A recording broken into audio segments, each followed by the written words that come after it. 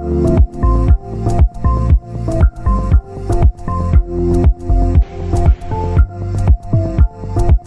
guys, and welcome to episode number 9 of the Diverse Places revision series over here on my channel.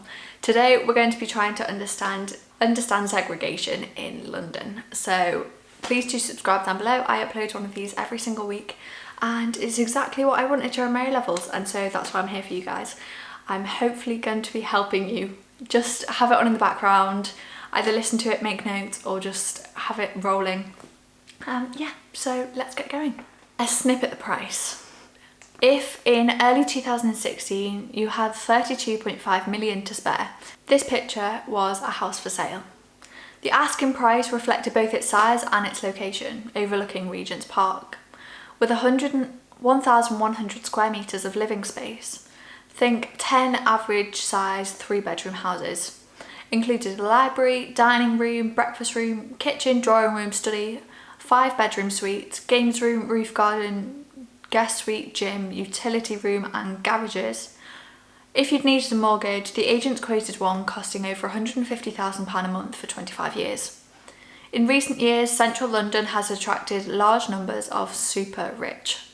In 2016, residents living at one of the most prestigious developments, One Hyde Park in Knightsbridge, included the Minister of Foreign Affairs of Qatar, the Iranian business oligarch, 2 Russian property developers, the President of Kazakhstan. It is deliberate segregation, a decision to live in a self-contained, security-guarded enclave. Why choose London?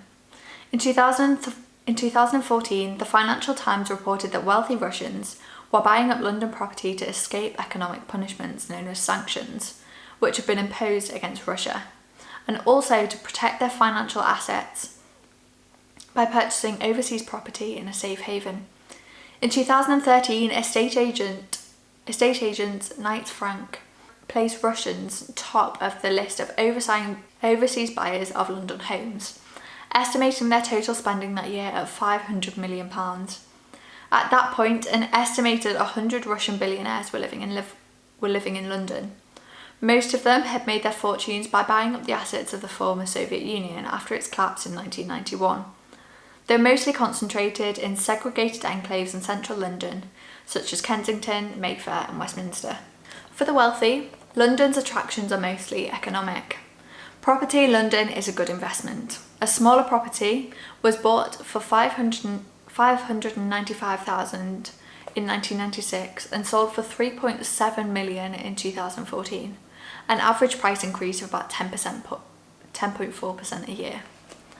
The British pound holds its value more consistently than the Russian ruble due to Russia's volatile economy and its dependency on oil and gas. London is also the main capital raising centre for Russian companies and offers financial respectability. In 2013, 28 Russian firms worth £260 billion were listed on the London Stock Exchange. The UK makes it easy for the wealthy to migrate. It grants 3-year visas to those investing over £1 million in government bonds.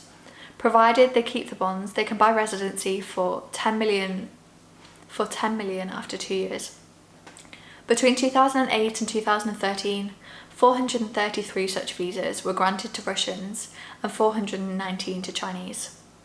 One reason for the wealthy to move to the UK includes the following. 1/3 of Russians buying property in the UK do so to educate their children in private schools. In 2013, 8% of non-British pupils in independent schools were Russian, earning those schools £60 million a year in school fees. Crime rates in the UK are also low. In 2014, London had fewer than 100 murders and the UK under 600 compared to Russia's 16,000. Ethnicity and culture in London. The segregation of different ethnic groups in London is a common feature of many large cities. The availability of cheaper rental property in big cities makes it easier for migrants to settle there, and local work can then make these communities permanent, such as the Hindu and Sikh communities in Southall. Many West Indian immigrants in the 1950s were recruited to drive London's buses, so many of them settled in areas near to the London transport garages in Brixton. Many descendants of those early immigrants still live in the same areas. Once established, the growth of specialist retail outlets, places of worship and leisure to reinforce their culture helped to make different ethnic communities more permanent. London's Greek Cypriot community is an example of this.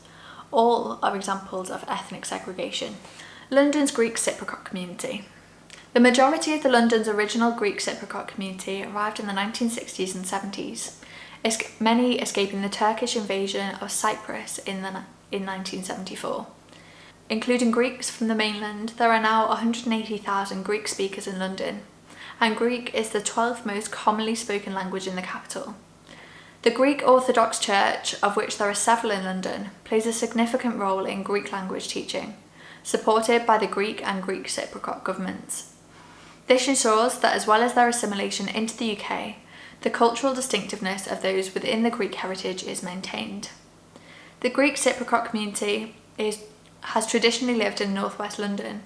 It has established several places of worship, with Greek Orthodox churches in North London and Paddington, as well as a number of Greek shops and other businesses, and a dedicated part of the public cemetery in New Southgate, and a Greek newspaper, which serves the Greek Cypriot community and also a London Greek radio station.